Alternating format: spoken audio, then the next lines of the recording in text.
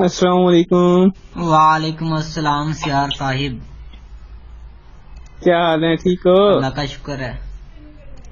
मैं ओपन कर रहा हूँ बुक को। अच्छा, ये जावेद के आगे मैम सायरा लिखा हुआ है, क्या है ये? यार ये क्लासमेट थी ना, तो उनके साथ थोड़ा सा काम किया था, फिर वैसे के वैसे लिखा हुआ है। आज मैं यूज कर रहा हूँ जूम इतने दिनों बाद।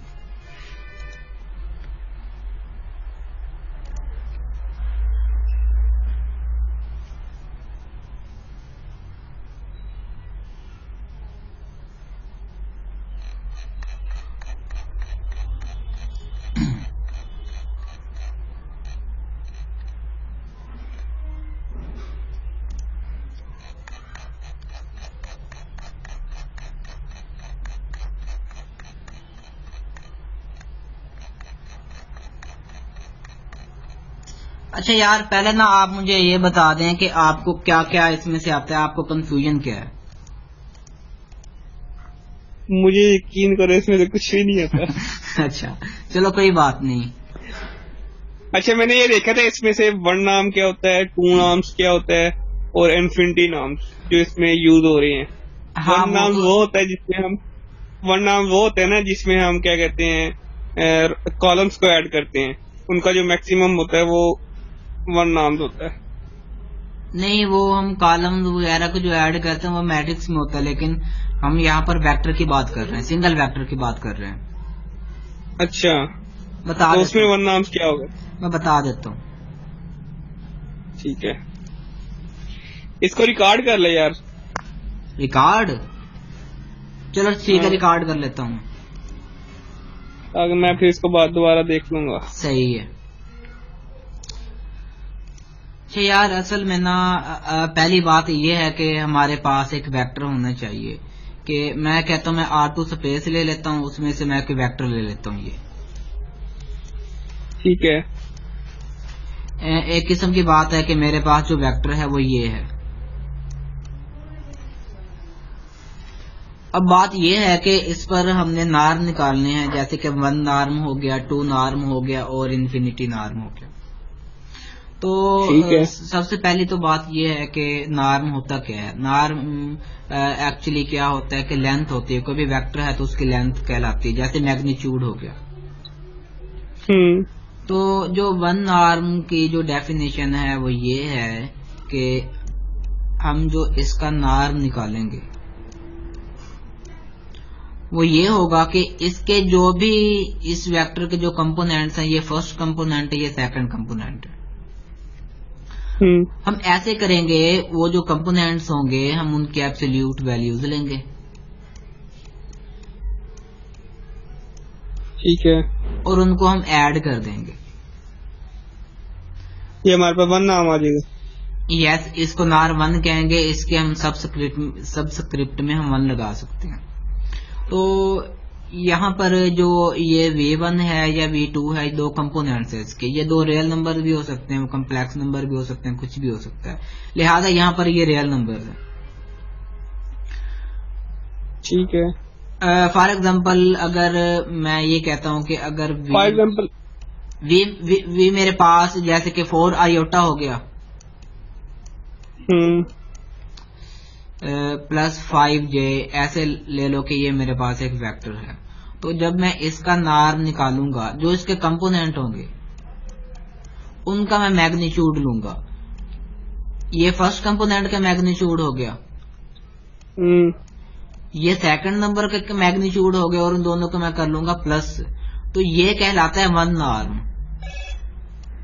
ठीक है, इनका 4 + 5 9 हो जाएगा। यस, 9 होगा। अगर कोई नंबर माइनस में भी आया तो वो भी यहाँ पॉजिटिव हो जाएगा। एक्चुअली हमने लेंथ निकालनी होती है वेक्टर की, चाहे वो नेगेटिव है या माइनस है।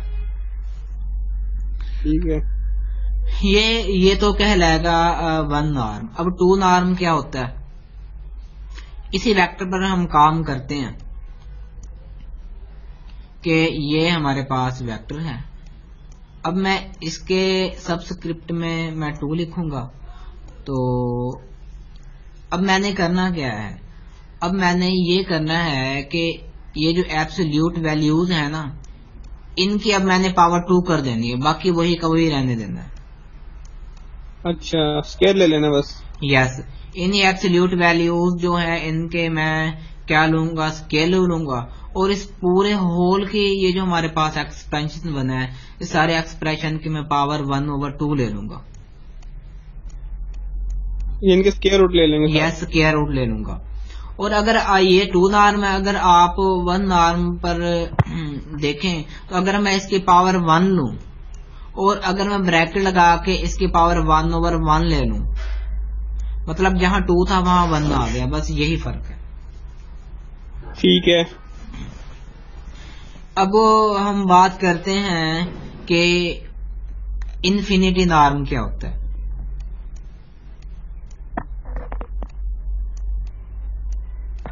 थ्री नाम में फिर ये हो जाएगा V1 का क्यूब प्लस V2 का क्यूब होल की पावर 1/3। अब मुझे नहीं पता, ये बुक में तो यही नॉर्म दिए गए हैं, 3 का तो मैंने देखा ही नहीं। ठीक है। अगर ये हमारे पास एक इन्फिनिटी नॉर्म जो होता है वो ये होता है कि हम क्या करते हैं, हमने जो एब्सोल्यूट वैल्यूज लेनी है वो हमने कंपोनेंट्स की लेनी है। जैसे कि मैंने फर्स्ट कंपोनेंट की एब्सोल्यूट वैल्यू ले ली है, इसी तरह मैंने जब सेकंड कंपोनेंट की एब्सोल्यूट वैल्यू ले ली है, तो ये जितनी भी एब्सोल्यूट वैल्यूज हैं उनका एक सेट होगा, और मैं यहां पर लिखूंगा मैक्स। मैक्स का मतलब है इनमें से जो मैक्सिमम होगा। जैसे कि यहाँ पर जो हमारे पास कंपोनेंट्स है वो 5 मैक्सिमम है, तो इसका जो आएगा यहाँ पहले यहाँ 4 लिखा जाएगा, फिर 5 लिखा जाएगा। जो इन दोनों का मैक्स होगा वो 5 ही होगा, यही इसका आंसर होगा। ये इन्फिनिटी नॉर्म कहलाता है। ठीक है। तो अब हम आते हैं टॉपिक पर जो, अच्छा इनका तो अब हमने क्लियर कर लिया कि ये 1 नॉर्म क्या होता है, पावर का फर्क होता है 1 और 2 में, और इन्फिनिटी मैक्स लेते हैं, जितने कंपोनेंट है उनका एब्सोल्यूट वैल्यू जो मैक्स निकलती है वो लेते हैं। जैसे कि अगर हमारे पास -5 होता तो इसकी एब्सोल्यूट वैल्यू तो फिर भी ज्यादा आ रही है ना, तो ये वही होता ये 5 ही होता। तो अब हम बात करते हैं आइसोमेट्री की। इसमें मैं थोड़ा सा आपको बताता हूँ कि इसमें ये है कि let V and W be non vector spaces है, यानी कि ये हमारे पास क्या है V W हमने तो non vector space. Non vector space कौन सी होती है? नॉर्म वेक्टर स्पेस वो होती है ये, मतलब जिस पर नॉर्म की प्रॉपर्टी सेटिस्फाई हो जाए।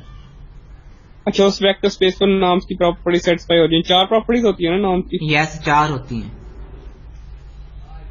ठीक है। उसके बाद and let T such as V to W, ये हमारे पास क्या कोई लीनियर ट्रांसफॉर्मेशन है from vector V to vector W, vector space W, ऐसी? Yes yes. तो जब हम T को हम आइसोमेट्रिक कब कहेंगे? जब T का जो नाम होगा with respect to basis W वो इक्वल आ जाए V के नाम के with respect to basis V, ऐसे ही? यस, ऐसे ही है। तो अब आप मुझे ये बताएं कि ये जो चलो आपने ये तो आपको पता है कि T ऑफ V, इसका मतलब क्या है? T ऑफ V का linear transformation with vector space V, इसका हमने नाम लिया है। अच्छा चलो, मैं आपको पता है लेकिन थोड़ा सा मैं भी एक्सप्लेन कर देता हूँ। ठीक है। असल में ना जो आइसोमेट्री की बात हो रही है कि आइसोमेट्री एक फंक्शन होता है। अगर हमारे पास 2 स्पेसेस हैं, अगर हमने इन 2 स्पेसेस पर एक फंक्शन क्या कहते हैं डिफाइन करवाया है, मैं उस फंक्शन को T नाम दे देता हूं। जैसे वहां T दिया गया, नहीं तुम F नाम दे सकते हैं, मैं वैसे इसको F नाम दे देता हूं। अच्छा, यानी कि कोई फंक्शन है V टू W, ऐसी? यस, ये हमारे पास एक फंक्शन है। अगर हम ऐसे करें कि इसमें से कोई 2 एलिमेंट्स लें, जैसे कि मैंने यहाँ पर V1 एक V1 है, इसको आप वेक्टर फिलहाल ना समझें, एक बार इसको X ही समझें। ये X की डोमेन है और Y कोडोमेन होगी। ये x है 1 है और ये x2 है। अगर मैं इनके दरमियान में डिस्टेंस मालूम करता हूं, डिस्टेंस x1 और x2 के दरमियान अगर मैं डिस्टेंस लेता हूं,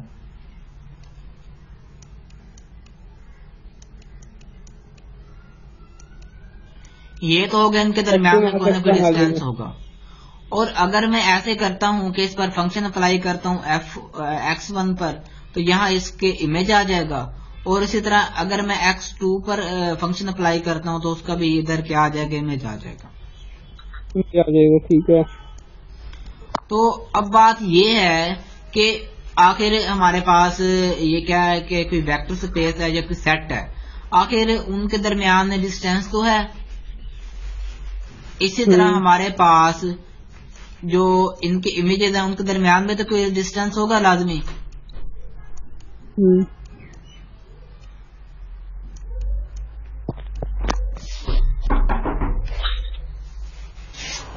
एक सेकंड वेट करना। ठीक है।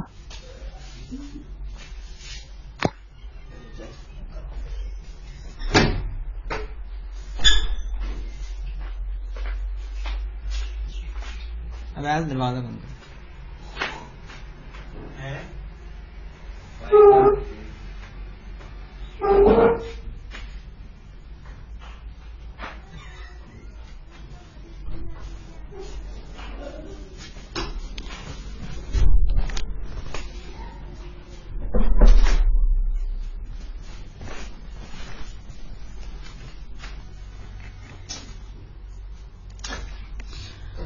अच्छा, तो अब डिस्टेंस, इनके दरमियान में भी डिस्टेंस होगा।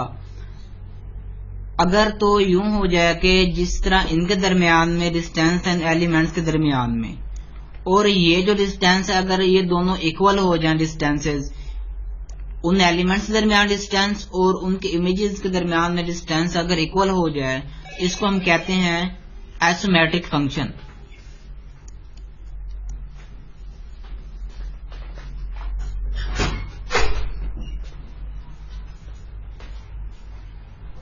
समझ आ रही है? हेलो,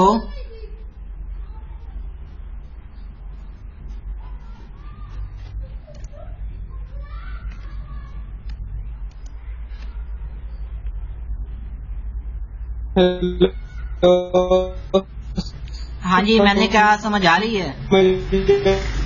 आप कहीं चले गए थे?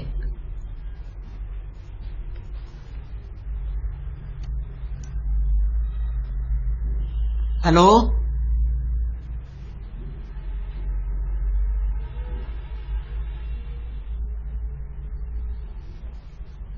आ रही है? हाँ जी, आ रही है। अच्छा, तो अब मैंने ये कहा कि अगर तो डिस्टेंस यहाँ प्रिजर्व हो जाए कि जितना डिस्टेंस इन एलिमेंट्स के दरमियान है उनके इमेजेस के दरमियान भी उतना ही डिस्टेंस है, तो इस फंक्शन को हम आइसोमेट्रिक फंक्शन कहेंगे। ठीक है, कि जो हमने वेक्टर के एलिमेंट लिए x1 x2, वेक्टर के एलिमेंट्स नहीं है ये इनको आप दो वेक्टर ही समझे, फिर अंदर वो इक्वल आ रही है तो वो आइसोमेट्रिक फंक्शन कहलाता है। यस, लेकिन ये हमारे पास जो ये फंक्शन होता है असल में ये हमारे पास आइसोमेट्री होता है। तो अगर हम नॉर्म की बात करें तो नॉर्म भी हमारे पास फंक्शन है। ये जो हमारे पास नॉर्म होता है ये होता है किसी वेक्टर स्पेस से आर में भी हो सकता है और सी में भी हो सकता है। ठीक है। अगर तो हमारे पास इसकी रेंज जो है, एक जो हमारे पास इसकी डोमेन है वो क्या हो, वेक्टर स्पेस हो, और रेंज हमारे पास क्या हो, हमेशा रियल नंबर हो, तो इसको भी हम नॉर्म कहते हैं। तो अब ये जो नॉर्म फंक्शन है ये आइसोमेट्रिक कब होगा, इसकी बात हो रही है। अब नॉर्म क्या होता है? नॉर्म तो हम दो वेक्टर के दरमियान डिस्टेंस तो नहीं लेते, नॉर्म में तो हम लेंथ निकालते हैं वेक्टर की। अब क्या है कि अब लीनियर ट्रांसफॉर्मेशन की बात हो रही है कि अगर हम कोई वेक्टर स्पेस में से कोई एलिमेंट लें और उस पर जब हम लीनियर ट्रांसफॉर्मेशन अप्लाई करें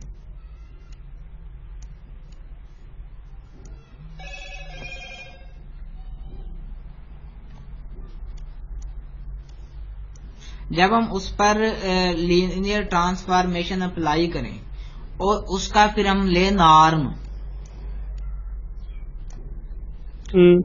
और एक तो हमने ये मतलब ये है कि ये हमारे पास इमेजेस में आ रहा है यहाँ पर, और एक हमारे पास जो वेक्टर पड़ा था यहाँ वी वेक्टर पड़ा था जिसको हम लेकर आ रहे हैं उधर ये टी अप्लाई करके। ठीक है। तो जब हम टी अप्लाई करके इधर लेके आएंगे तो जो इधर ये हमारे पास दो नॉर्म स्पेसेस हैं, इसको हम वी का नाम दे देते हैं और इसको हम डब्ल्यू का नाम दे देते हैं। तो जब हम इस पर आखिर अगर ये वेक्टर स्पेस इस पर नॉर्म अप्लाई हो रहा है, ये भी हमारे पास इनर प्रोडक्ट स्पेस है, इस पर भी नॉर्म अप्लाई हो रहा है, तो अगर ये जो नॉर्म की इधर जो वैल्यू आ रही है और इमेज की भी वही नॉर्म की लेंथ निकले, जितनी इधर लेंथ निकल रही है उसकी इमेज की भी लेंथ वही हो, ये चीज हो, मतलब जो इसका नॉर्म है वो इसके इमेज के नॉर्म के आ जाए बराबर बराबर। यस। फिर हम इस लीनियर ट्रांसफॉर्मेशन को क्या कहेंगे? आइसोमेट्रिक ट्रांसफॉर्मेशन कहेंगे इसको, आइसोमेट्रिक ट्रांसफॉर्मेशन। आइसोमेट्रिक। अगर जो बाय डब्ल्यू लगा हुआ इसके बाहर वी है उसका क्या मतलब है? ये हमारे पास वेक्टर स्पेसेस हैं, ये वेक्टर मैंने फंक्शन डिफाइन करवाया है वेक्टर स्पेस वी से डब्ल्यू में, जिसको मैंने टी का नाम दिया है। ठीक है, तो बेहतरीन हो गया। हाँ, अब ये बात है कि वहां पर हमने ये कहा था कि डिस्टेंस को प्रिजर्व करे, लेकिन अब हम कह रहे हैं कि ये नॉर्म को प्रिजर्व करे, जो वेक्टर का नॉर्म इधर आ रहा है उसकी इमेज का नॉर्म भी वही निकले लीनियर ट्रांसफॉर्मेशन के तहत। तो फिर हम इसको भी क्या कहेंगे? इसको आइसोमेट्रिक लीनियर ट्रांसफॉर्मेशन कहेंगे। ठीक होगा। तो यही बात है, बस इसमें नॉर्म प्रिजर्व होना चाहिए, वही तो कह रहा है। यानी कि हमारे पास एक हमने वेक्टर स्पेस लिया वी, उसके ऊपर हमने लीनियर ट्रांसफॉर्मेशन अप्लाई करवाया। यस। तो जब लीनियर ट्रांसफॉर्मेशन अप्लाई करवाया तो उसमें हमारे पास उसका जो नाम आएगा वो हमारे यानी कि वेक्टर स्पेस नाम के इक्वल होता, वो लीनियर ट्रांसफॉर्मेशन कहलाएगा, यानी कि वो आइसोमेट्रिक कहलाएगा। यस, वो आइसोमेट्रिक कहलाएगा। अब आप यहाँ पर गौर करें कि जब हम टी ऑफ वी करते हैं तो इस पर डब्ल्यू क्यों लगा हुआ है?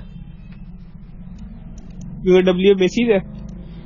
नहीं, बेसिस की बात यहाँ पर नहीं हो रही, यहाँ पर वेक्टर स्पेस की बात हो रही है। डब्ल्यू है ना, इसकी बेसिस यहाँ बी नहीं लगा हुआ। अगर बेसिस होती यहाँ बी या सी वो नाम देता, वो सीधा डब्ल्यू की बात कर रहा है। अच्छा, यानी कि डब्ल्यू वेक्टर स्पेस पे यानी कि हमारे पास इमेज जो बन रही है वो डब्ल्यू पे हमारे पास आ रहा है ना? यस, वो डब्ल्यू में आ रहा है, ठीक है। और ये जो आ रहा है, ये जो हमारे पास जो वेक्टर जो हमने लिया था, डोमेन हमारी वी थी।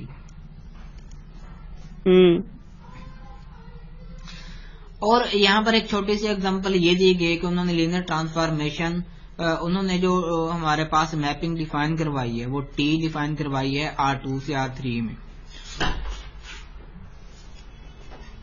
तो अब बात यूं है कि R2 से R3 में कैसे आ सकते हैं? तीसरा कंपोनेंट 0 रख लेते हैं। जब हम यहाँ से वेक्टर लेंगे R3 में जाएंगे तो दो कंपोनेंट्स होंगे, तीसरा कंपोनेंट हम 0 रख लेते हैं। ये उसने फंक्शन डिफाइन करवाया है, ये फंक्शन उसने खुद डिफाइन करवाया कि इस तरह का फंक्शन होगा। ठीक है। तो अब बात ये है कि जब हम नॉर्म लेते हैं, जब हम टी ऑफ बी तो हमारे पास ये है, इसको कि जब नॉर्म लेंगे तो वो इस शक्ल में आएगा। ये 2 नॉर्म ले रहे हैं, पहले कंपोनेंट का स्क्वायर प्लस दूसरे कंपोनेंट का स्क्वायर प्लस तीसरे कंपोनेंट का स्क्वायर। ठीक है। और अगर आप यहाँ पर देखें तो ये जो बनी है ये वही वी का वही नॉर्म बन गया, नॉर्म 2, यही तो था वी का नॉर्म। हाँ। तो इसमें नॉर्म प्रिजर्व हो चुका है। नॉर्म को उसने जो इमेज का नॉर्म था और जो हमारे पास असल एलिमेंट का नॉर्म था जो डोमेन में था, वो दोनों क्या हो चुके हैं? सेम हो चुके हैं। तो ये आइसोमेट्री होंगे। यस, ये जो हमारे पास ट्रांसफॉर्मेशन है ये आइसोमेट्री है। ये कह रहा है ना, ये टी क्या कह रहा है? नीचे क्या कह रहा है? वेदर और not linear transformation is an isometry depend है। वो कहते हैं नॉर्म पर डिपेंड करेगा। कभी हम नॉर्म 1 ले सकते हैं, नॉर्म 2 ले सकते हैं और इनफिनिटी नॉर्म ले सकते हैं। अभी नॉर्म पर डिपेंड करेगा। कोई होता है कि नॉर्म इस पर आइसोमेट्री की प्रॉपर्टी को सेटिस्फाई नहीं करता, जैसे कि हो सकता है नॉर्म, यानी कि कोई फॉर एग्जाम्पल कोई 1 नाम ले लें, 2 नाम ले लें, उनपे लीनियर ट्रांसफॉर्मेशन सेटिस्फाई नहीं होती, यानी कि उस पे तो हमारे पास आइसोमेट्री नहीं बनाएगा। हाँ, वो नॉर्म 1 के तहत आइसोमेट्री नहीं होगी। फिर नॉर्म 2 के तहत तो आइसोमेट्री है, लेकिन वो नॉर्म 1 के तहत नहीं भी हो सकती। नाम 1 के तहत इसको अगर हम करके देखें, नाम 1 में हम क्या करते हैं कि V1 की एब्सोल्यूट वैल्यू ले ली, V2 की एब्सोल्यूट वैल्यू ले ली, तो V1 प्लस V2 आ जाएगा। तीनों की एब्सोल्यूट वैल्यू ले लेंगे तो V1 प्लस V2 आ जाएगा वो। हाँ। और जब हम शुरू में लेते हैं वेक्टर की, ये V1 प्लस V2 आ जाएगा।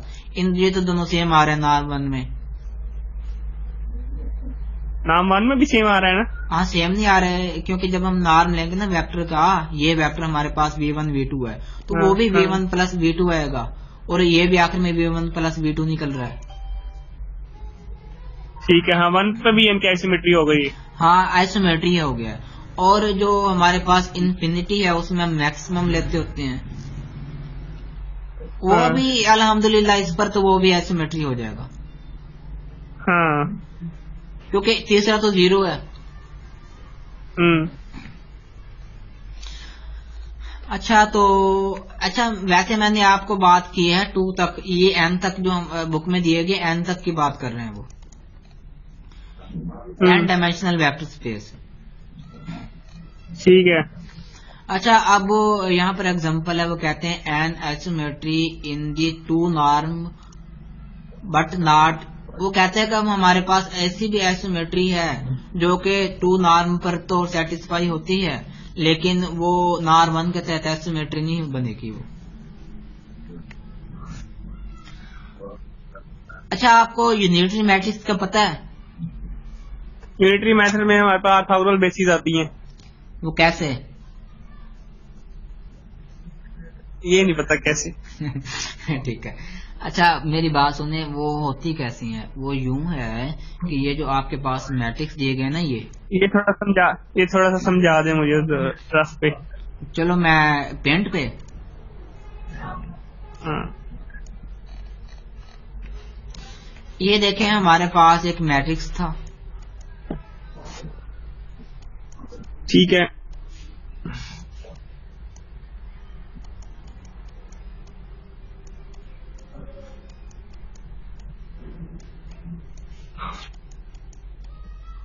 इनका हम अगर मैग्नीट्यूड निकाले तो वो 0 आएगा? नहीं, ये बात नहीं हो रही। आप अगर इधर गौर करें तो ये मैट्रिक्स दिया गया है, ये मैंने जो बाहर जो स्केलर था वो मैंने अंदर मल्टीप्लाई करवा दिया। ठीक है, ठीक है। अब बात ये हो रही कि यूनिटरी मैट्रिक्स क्या होता है, वही आपको बता रहा हूँ। इसके कॉलम है ना, ये पहला कॉलम, ये दूसरा कॉलम है। उनका कहना ये है, ये जो हमारे पास पहला और दूसरा कॉलम है, अगर हम एक सेट बना लें, इनको अगर हम वेक्टर्स मान लें, एक सेट बना लें कि जो पहला वेक्टर है वो हमारे पास ये है, ये पहले कॉलम से बना रहा हूं। ठीक है।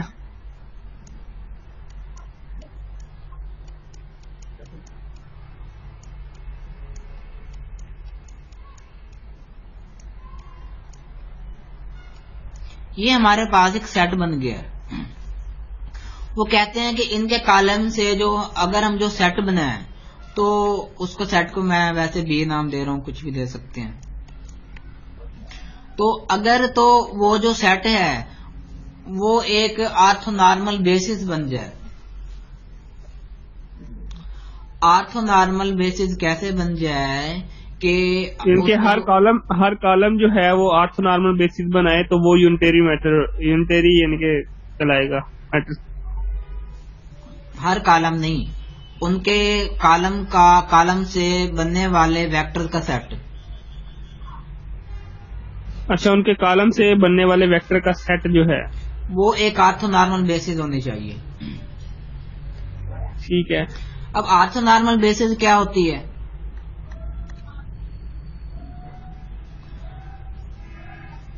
वेक्टर्स का हमारे पास एक ऐसा सेट होता है, एक ऐसी बेसिस होती है कि उनके जो डिस्टिंक्ट जो उनमें वेक्टर्स होते हैं उनका जो प्रोडक्ट होता है उनका डॉट प्रोडक्ट हमेशा 0 आता है, इनर प्रोडक्ट जिसे हम कहते हैं। इनके डिफरेंट होते हैं। यस, ये दोनों डिफरेंट है ना वेक्टर्स। तो इनका जो डॉट प्रोडक्ट 0 आ रहा है। हाँ 0 आ जाएगा। कैसे? -1/2 को जब 1/√2 से मल्टीप्लाई करेंगे माइनस का 1/2 बचेगा। जब दूसरे वाले को दूसरे से मल्टीप्लाई करेंगे +1/2 बचेगा। -1/2 + 1/2 कैंसिल हो जाएगा। यस। अच्छा, ये दोनों ऑर्थोगोनल हैं। एक तो बात ये ऑर्थोगोनल होने चाहिए, दूसरी बात ये है कि ये दोनों यूनिट वेक्टर होने चाहिए। ये यूनिट वेक्टर हैं दोनों। यूनिट वेक्टर की मैग्नीट्यूड देख लेते हैं इसको। यूनिट वेक्टर भी होंगे। यूनिट वेक्टर्स का मतलब ये है जो इनका नॉर्म आना चाहिए। पहले को मैं V1 का नाम देता हूँ वेक्टर का, इसका नॉर्म भी 1 आना चाहिए, और जो हमारे पास दूसरा वेक्टर है उसका नॉर्म भी 1 के इक्वल आना चाहिए। कि इनका नॉर्म इक्वल आ रहा है 1 के दोनों का? दूसरे का नहीं आएगा, पहले का तो आ जाएगा। अच्छा, दूसरे का मैं करके दिखा देता हूँ। ये देखें, ये यूं होता है जब हम किसी वेक्टर का नॉर्म लेते हैं, इसका मतलब ये है उस वेक्टर का इट सेल्फ इनर प्रोडक्ट होता है, खुद से इनर प्रोडक्ट लेते हैं और उसका स्क्वायर रूट ले लिया करते हैं। अब जब हम V2 का इनर प्रोडक्ट लेते हैं तो वो हमें पता है कि वो क्या आ रहा है। पहली तो बात ये है कि हम इसी का जब इसी से इनर प्रोडक्ट लेंगे वो पॉजिटिव 1/2 हो जाएगा। हाँ जी, ये पॉजिटिव 1/2 हो जाएगा। और दूसरा तो वैसे पॉजिटिव 1/2 है। क्या ये यूनिट है? हाँ है। तो अब ये क्या ऑर्थोनॉर्मल बेसिस बन रही है इसके कॉलम से? ऑर्थोनॉर्मल बेसिस हाँ बनेगी। यस। ये इसका हर दो डिस्टिंक्ट जो हमारे पास वेक्टर्स हैं वो एक दूसरे से ऑर्थोगोनल भी हैं, और सेकंडली ये बात भी प्रूव हो रही है कि इसका हर एक जो वेक्टर वो यूनिट वेक्टर है। यूनिट वेक्टर क्यों है? कि उनका मैग्नीट्यूड मीन उनकी लेंथ ही 1 आ रही है। तो अब बात ये हो रही है, अब यूनिटी मैट्रिक्स की यही बात है कि जो आप बात कर रहे थे वो इस पर सेटिस्फाई हो रही है। अब आप इसको यूनिटरी मान लें, ये यूनिटरी मैट्रिक्स है। 1 मिनट रुकना यार, मैं भी आया बस। ओके।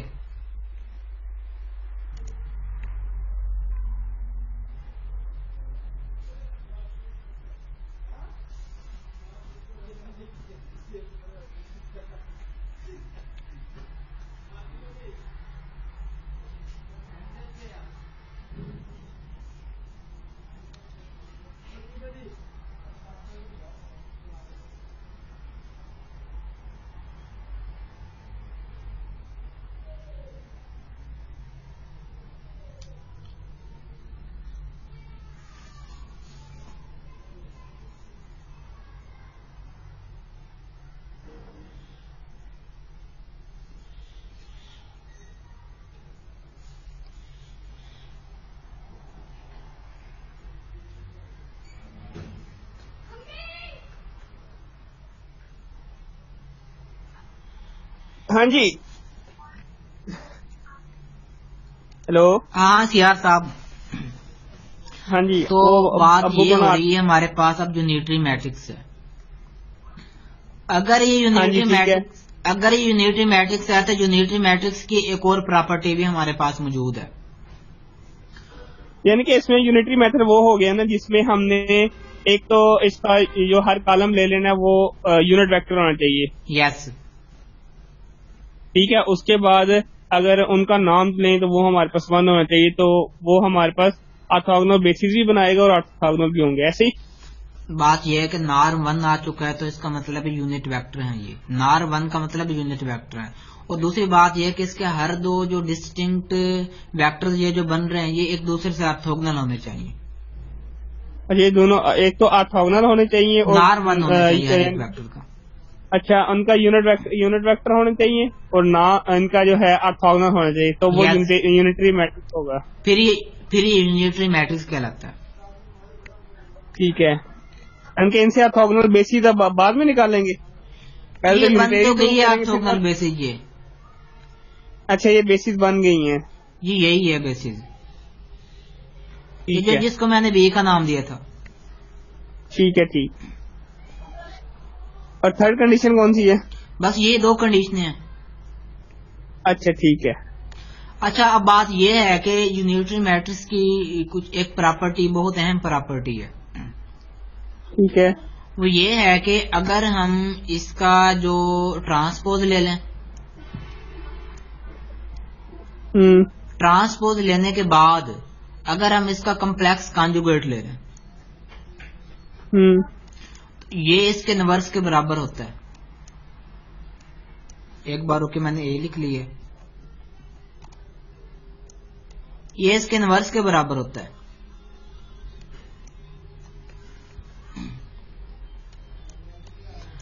ठीक हो गया। इनके यू का ट्रांसपोज लें, यूनिटरी मैट्रिक्स बना है हमारे पास, उसका ट्रांसपोज ले लें, फिर उसके बाद उसका कॉन्जुगेट ले लें, वो यू के इनवर्स के बराबर आएगा।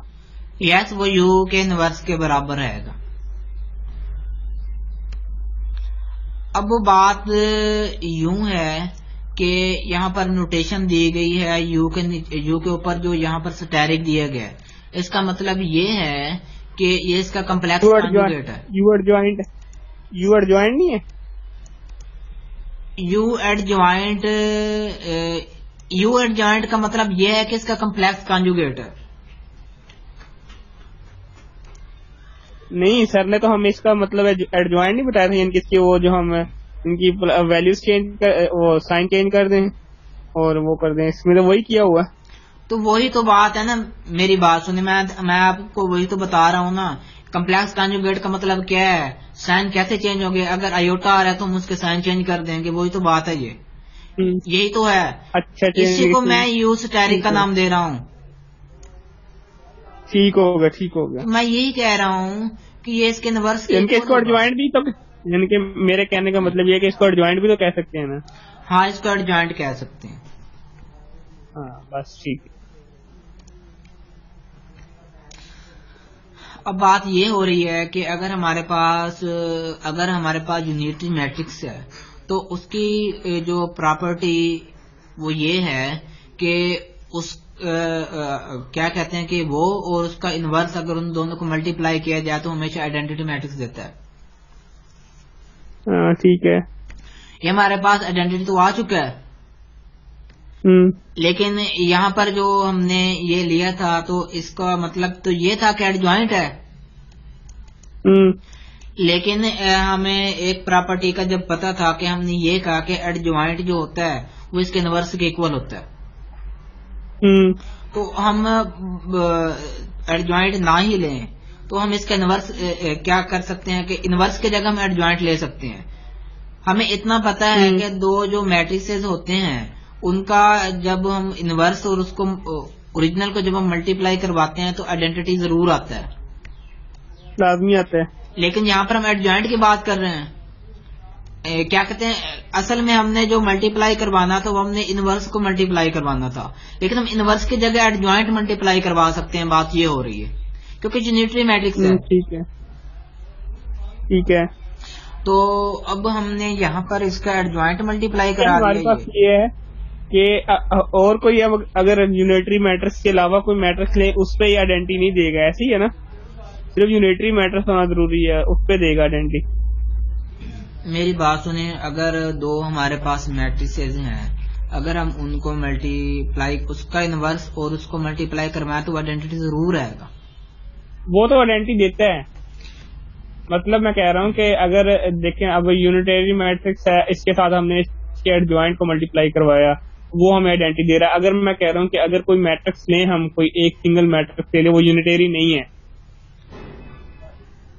अगर वो यूनिटरी नहीं है तो फिर हम उसके इनवर्स को इसके साथ मल्टीप्लाई करवाएंगे, फिर हम एडजॉइंट को साथ मल्टीप्लाई करवा के हम आइडेंटिटी नहीं ले सकते। हाँ यही बात मैं पूछने जा रहा हूँ। भी एक मैट्रिक्स है उसका एडजॉइंट से मल्टीप्लाई करवाएं तो वो हमें आइडेंटिटी देगा, मतलब उसके इनवर्स को मल्टीप्लाई करवाएं फिर हमें आइडेंटिटी देगा। यस, लेकिन ये यूनिटरी मैट्रिक्स की प्रॉपर्टी को इस्तेमाल करके हम ये कर सकते हाँ, हैं। जबकि यूनिटरी मैट्रिक्स की प्रॉपर्टी है कि इसमें अगर हम यू को इसके एडजॉइंट से मल्टीप्लाई करवाएं तब वो हमें आइडेंटिटी देगा। यस, इनवर्स को मल्टीप्लाई करवा दें चाहे, क्योंकि ये बात है कि यूनिटरी मैट्रिक्स का इनवर्स हमेशा बराबर है इसके एडजॉइंट के होता है।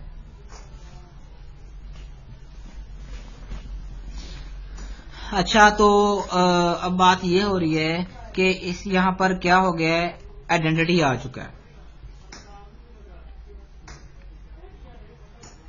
तो अब जो यूनिटरी मैट्रिक्स जो हमने पढ़े हैं उस सेक्शन में पढ़े हैं, वहां पर ये दिया गया है कि अगर दो क्या कहते हैं कि इनवर्स और उसको मल्टीप्लाई करवाने से अगर आइडेंटिटी आ जाता है तो उस पर show that you is an isometry of norm 2 की बात हो रही है।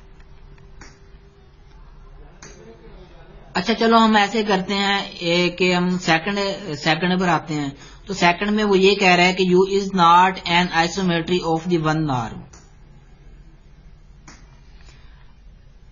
अब ये 2 नॉर्म के तहत तो इसको हम कहते हैं कि ये आइसोमेट्रिक है, लेकिन 1 नॉर्म के तहत अब हम ये कहते हैं कि ये आइसोमेट्रिक नहीं है। क्यों?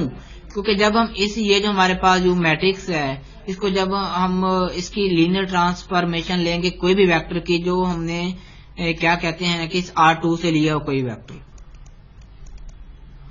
उसकी हम U के साथ मल्टीप्लाई करवा के जब उसकी लीनियर ट्रांसफॉर्मेशन लेते हैं, उसका 1 नॉर्म बराबर, जरूरी नहीं कि वो बराबर आ जाए हर एक वेक्टर के लिए ये प्रॉपर्टी सेटिस्फाई हो जाए।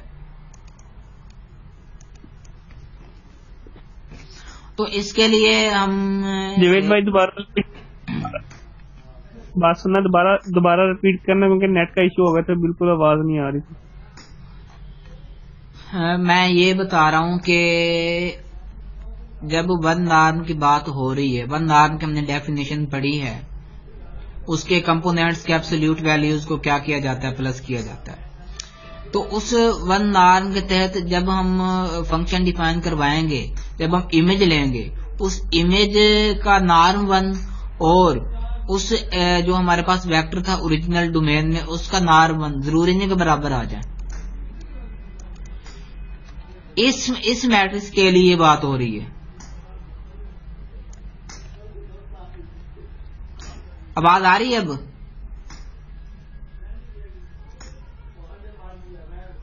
Hello,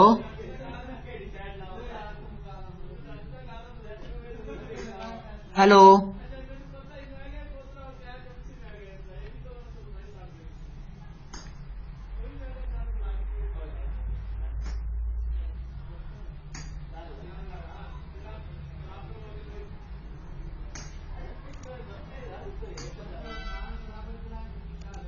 Recording in progress.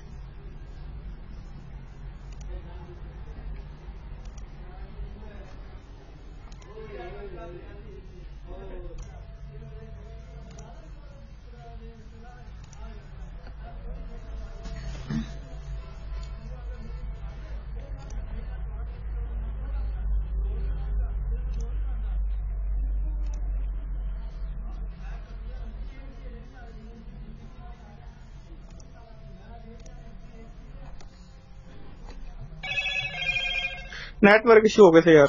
अच्छा, कोई बात नहीं।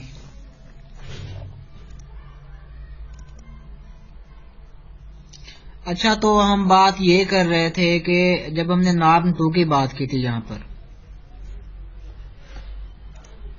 अच्छा, तो बात हम ये कर रहे थे कि जब हमने नॉर्म 2 की बात की थी तो जस्ट हमने क्या किया कि उसके एडजॉइंट और यू को मल्टीप्लाई करके आइडेंटिटी ले लिया। तो हमने ये मान लिया कि ये नॉर्म 2 के तहत ही आइसोमेट्री है।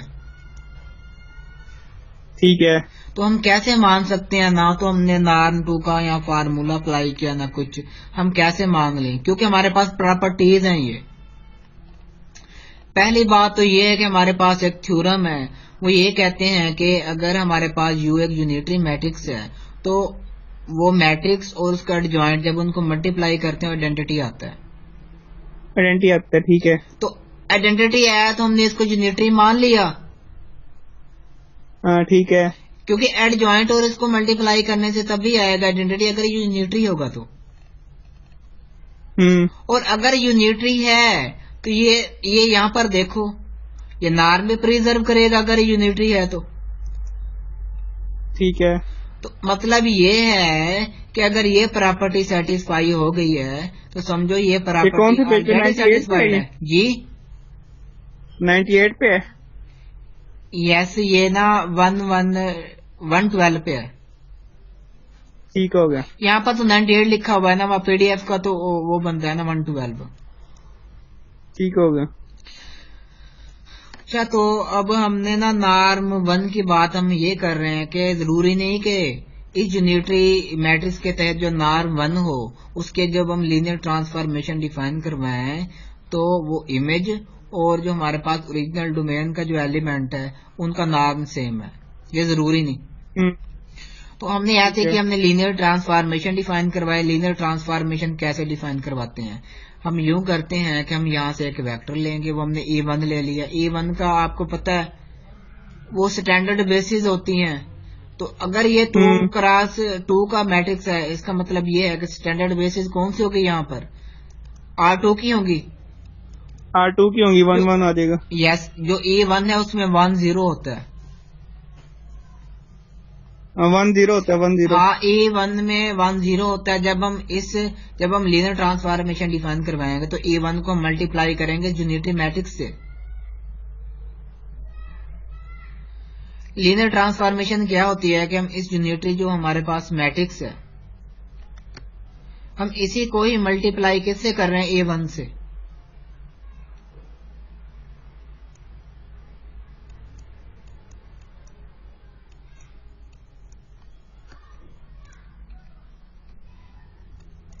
ये हमारे पास जो उसने मैट्रिक्स दिया है वो यूनिटरी वो ये है। हम इसको E1 से मल्टीप्लाई करें, 1 0 E1 से मल्टीप्लाई करवा रहे हैं, वो ये है E1।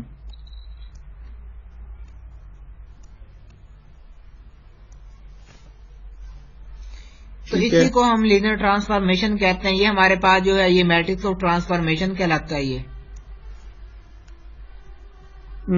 जब हम इसको मल्टीप्लाई करवाएंगे तो तब आप देखेंगे कि ये आ जाएगा, इससे तो 1 आ रहा है। नीचे वाला ही 1 आएगा। यस, अगर ये 1 आ रहा है तो नीचे वाला क्या आ रहा है? वो भी 1 आ रहा है, 1 आएगा।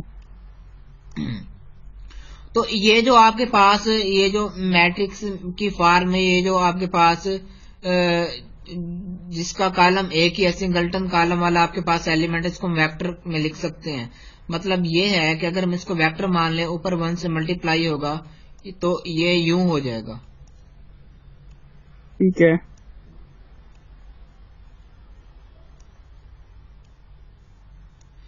ये चीज हमें मिल जाएगी। तो ये समझ आ गई है। अब हम इसका लेंगे नॉर्म। ये जो मतलब ये जो UV हमने लिया, ये मतलब UE1 लिया है, अब हमने इसका नॉर्म लेना है। समझ आ रही है? ठीक है। अब नॉर्म की प्रॉपर्टी क्या है? अगर कोई स्केलर है तो वो बाहर आ जाता है मोड में। इसके साथ मोड लगता है, क्योंकि लेंथ तो कभी नेगेटिव एलिमेंट हो नहीं सकता, पॉजिटिव ही होता है। और अंदर यही वेक्टर रह जाएगा। और अब हमें वेक्टर के नाम का पता है। वेक्टर का नाम में क्या होता है? एक इनर प्रोडक्ट होता है। इसकी एब्सोल्यूट वैल्यू तो यही आएगी। तो इनर प्रोडक्ट इसका, इसी से इनर प्रोडक्ट लेंगे। 1 + 1 कितना आ जाएगा? 1 + 1 आ जाएगा, 2 आ जाएगा। 2 का स्क्वायर रूट है। जब 2 का स्क्वायर रूट बचेगा ना? जी, स्क्वायर रूट है। तो अब बात ये है कि ये तो अब यहाँ से स्क्वायर रूट कैंसिल हो रहा है। नहीं, 1 + 1 2 नहीं आएगा इसका। 1 नाम ले रहे हैं ना, 1 नाम में तो स्क्वायर रूट नहीं देते होते थे। मैं यही कह रहा हूँ ना, ये है ना, ये इसका इसी से इनर प्रोडक्ट लेंगे। 1 को 1 से मल्टीप्लाई करेंगे, फिर +1 को 1 से मल्टीप्लाई करेंगे, 2 नहीं हो जाएगा ये? हाँ 2 तो आ जाएगा, स्क्वायर रूट तो नहीं आएगा ना। सॉरी, ये 1 नॉर्म की बात कर रहे हैं, सॉरी मैं भूल गया, मैं वही ना तो मैं 2 कह रहा नॉर्म पर पहुंच गया था, ये 1 नॉर्म है। हूँ। तो सही बात आप ये कह रहे हैं कि 1 + 1 2 ही आ जाएगा। तो अब बात ये है कि इस 2 को हम square root 2 multiply by square root 2 लिख सकते हैं हम इस 2 को, और नीचे स्क्वायर रूट ऑफ 2 है। बस जब स्क्वायर रूट 2 आंसर आ जाएगा इसका। यस, स्क्वायर रूट ऑफ 2 ही आएगा। अब इसका जो नॉर्म स्क्वायर रूट ऑफ 2 आ रहा है, तो आप क्या मानते हैं जब हम इस ओरिजिनल वेक्टर का नॉर्म लेंगे, ये जो था A1, इसका नॉर्म क्या आएगा? 1 ही आएगा। 1 आएगा। तो क्या ये बराबर है? नहीं बराबर। यही तो हम बात बोल रहे हैं कि 1 नॉर्म के तहत ये आइसोमेट्री नहीं बना रहा, यही तो बात हो रही है। देखें इधर और इधर कितना फर्क है, ये तो बराबर ही नहीं है। अच्छा, अब आप ना इस पर गौर करें, ये जो हमारे पास मैट्रिक्स दिया गया है, अगर हम 1/स्क्वायर रूट को अंदर मल्टीप्लाई कर दें इनसे, तो ये प्लस 1/स्क्वायर रूट ऑफ 2 आ जाएगा, ये स्क्वायर रूट ऑफ 2, ये square root one by square root of 2, one by square root of 2 आ जाएगा। तो बात ये है, क्या जो कोस होता है 45 डिग्री पे ये वैल्यू देता है 1/स्क्वायर रूट ऑफ 2, 1/स्क्वायर रूट 2 देता है, ये भी देता है, ये भी देता है, साइन भी देता है, कोस भी देता है। हाँ दोनों देते हैं। अगर हम इसको साइन मान लें, इसको साइन मान लें, इन डायगोनल में जो एलिमेंट है उनको अगर हम कोस मान लें, मान सकते हैं। ये देखें, ये 45 डिग्री पर आ गए, ये हम इसको यूनिटरी मैट्रिक्स को यूं लिख सकते हैं। ठीक है। अब ये जो हमारे पास मैट्रिक्स है, ये कहलाता है मैट्रिक्स ऑफ रोटेशन, और ये हमने 45 डिग्री पर हमने इस मैट्रिक्स की रोटेशन ली है, वो ये है।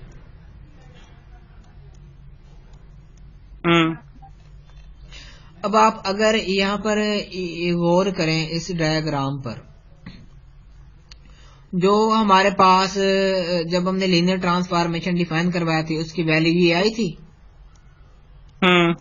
ये देखें, पेंट में मैं जाता हूँ, नॉर्म लेने से पहले आई थी।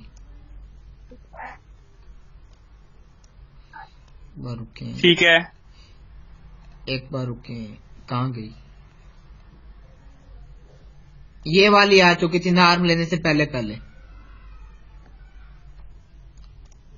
तो अब बात ये है कि नॉर्म लेने से पहले अगर ये देखें, वेक्टर यहाँ पड़ा था, ये वेक्टर जो था A1 था, ये वेक्टर स्टैंडर्ड बेसिस था। जब हमने इसको उस मैट्रिक्स के साथ मल्टीप्लाई, ये रोटेट होकर यहाँ पर आ गया। ये अच्छा, E1 को किसे यू से E1 को U से मल्टीप्लाई करवाया था, ये रोटेट होकर यहाँ पे चला गया। ये रोटेशन होके यहाँ पर आ गया, यहाँ से रोटेट होकर यहाँ पर आ रहा है।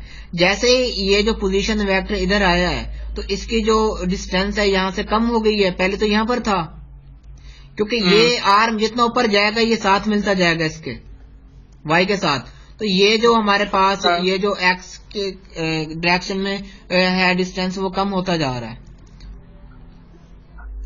ठीक है। और Y की जानिब बढ़ता जा रहा है डिस्टेंस, ये देखें, ये।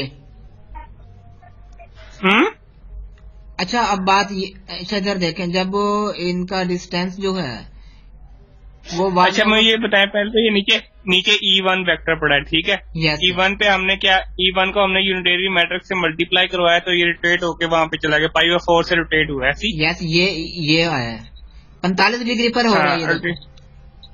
हाँ। अच्छा, तो अब ये जब यहाँ पर आया है, तो ये देखें, अगर हम, आपको पता है कि जो स्केलर मल्टीप्लाई होता है अंदर कंपोनेंट से मल्टीप्लाई करवाया जा सकता है। ये भी 1/स्क्वायर रूट ऑफ 2 आ जाएगा, ये भी 1/स्क्वायर रूट ऑफ 2 आ जाएगा।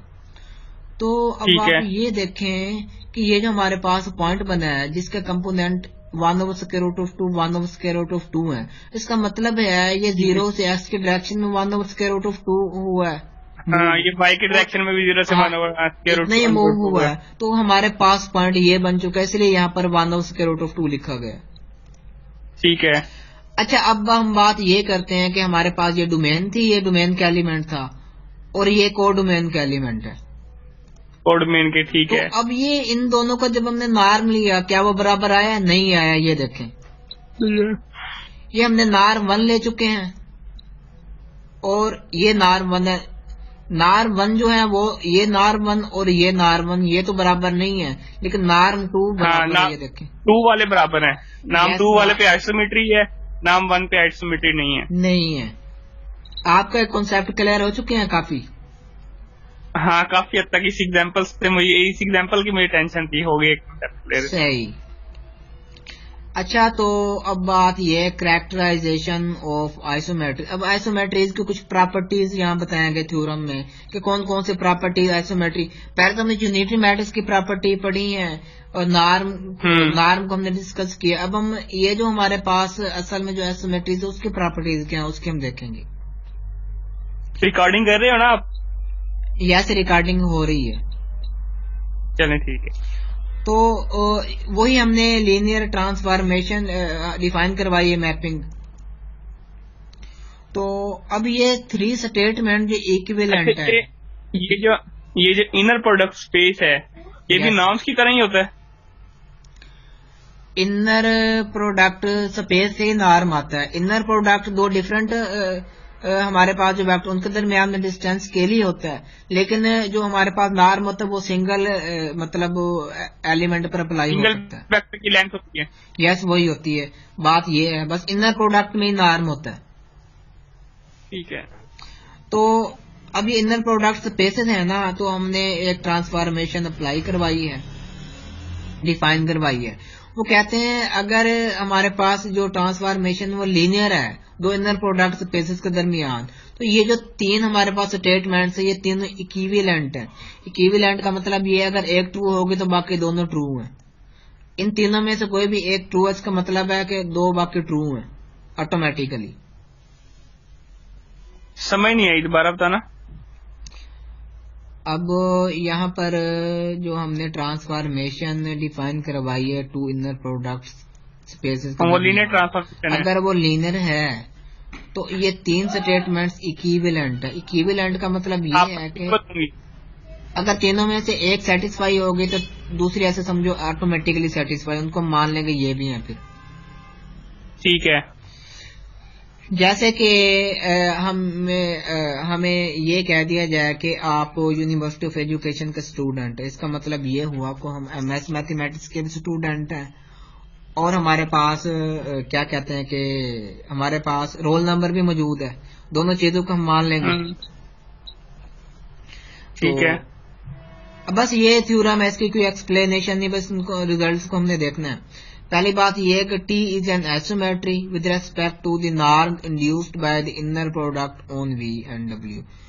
अब नॉर्म, इसका क्या मतलब है? मैं वही बता रहा हूँ कि norm induced by the inner product. अब जो हमारे पास नॉर्म है, अगर आप नॉर्म पर गौर करें, इधर जो हमने नॉर्म लिया है तो वो तो हमने इनर प्रोडक्ट यूज करके लिया है। तो ये इंड्यूस्ड बाय इनर प्रोडक्ट का यही मतलब है कि हमने एक ही वेक्टर पर inner product by itself define करवा के ये हमने नॉर्म लिया। इसका मतलब इंड्यूस्ड का मतलब यही है बस। ठीक है। इंडक्ट मतलब हमने इसी से किया, इसी से हमने उसको बनाया है, इसी से लेकर आए हैं। अच्छा, अब बात ये हो रही है बाय इनर प्रोडक्ट, यानी कि हमारे पास इनर प्रोडक्ट स्पेस लेंगे तो वो टी उस पे अगर हम लीनियर ट्रांसफॉर्मेशन अप्लाई करवाएं तो वो आइसोमेट्री होगी। Yes, T is an isometry, क्योंकि हम नाम की बात कर रहे हैं। ठीक है। और दूसरी बात ये है कि अगर हम एडजॉइंट ऑपरेटर जो हमने टी लिया है और उसका एडजॉइंट ऑपरेटर, उनकी जब हम कंपोजिशन ले लेंगे तो हमेशा आइडेंटिटी आएगी वेक्टर स्पेस V की। लीनियर ट्रांसफॉर्मेशन से मल्टीप्लाई करवाएं तो आइडेंटिटी देगा। लीनियर ट्रांसफॉर्मेशन ये है कि एडजॉइंट ऑपरेटर आपने पढ़ा होगा कि वो एक इनवर्स इन्वर्टिबल होता है। यहाँ पर जो हमारे पास वो पहले हमने जो पढ़ा है वो एडजॉइंट मैट्रिक्स था, लेकिन एडजॉइंट ट्रांसफॉर्मेशन और चीज है। ये दोनों जो ऑपरेटर होंगे इनकी कंपोजिशन हमेशा आइडेंटिटी होगी, क्योंकि ये इन्वर्टिबल है। अच्छा, टी स्टार जो है हमारे पास इधर ट्रांसफॉर्मेशन यूज कर रहे हैं, लीनियर हाँ, ट्रांसफॉर्मेशन लीनियर या आइसोमेट्री यूज ट्रांसफॉर्मेशन कर रहे का हैं? एडजॉइंट है। ठीक है।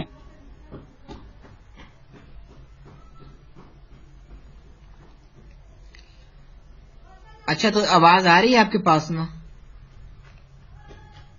हाँ, अब आ रही है। हाँ ठीक है, वो इधर मेरे पास वार्निंग आ गई कि आपके इंटरनेट कनेक्शन अनस्टेबल है, पता नहीं क्यों आई है।